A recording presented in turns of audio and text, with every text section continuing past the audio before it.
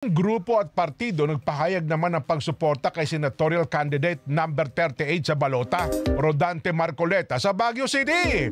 Freddy Rolyoda magbabalita. Freddy!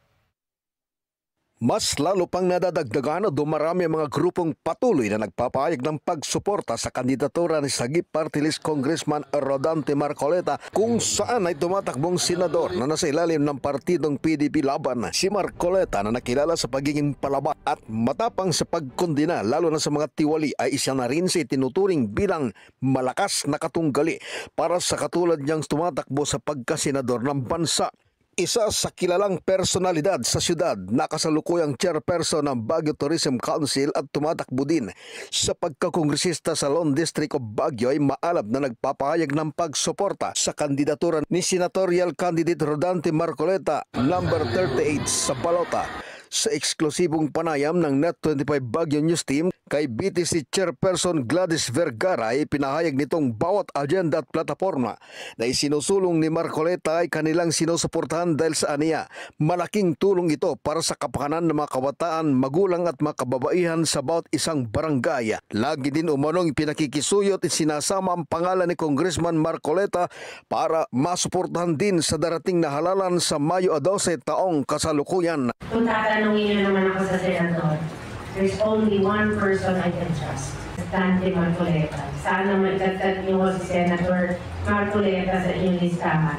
Maraming salamat. We have been promoting him from day one.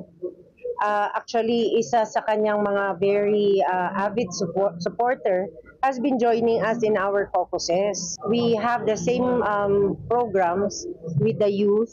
Samantala'y nakausap din namin si Ms. Fida Fernandez, kilala bilang isa sa masugid na taga-suporta ni Marcoleta at Vergara, ay umaasa ding mananalo ang kanilang kandidatura dahil sa karapat dapat na maglingkod sa mamayan bilang senador ng bayan. Magandang araw po, ako po si Freda Fernandez. I am a member of the Baguio Tourism Council and I strongly support Congressman Marcoleta. Isa sa mga bagay na nagustuhan ko kaya sinusuportahan natin ngayon si Congressman Marcoleta ay yung kanyang mga programa tungkol sa youth, sa women at lalong-lalo na sa ating mga kababayang may hirap.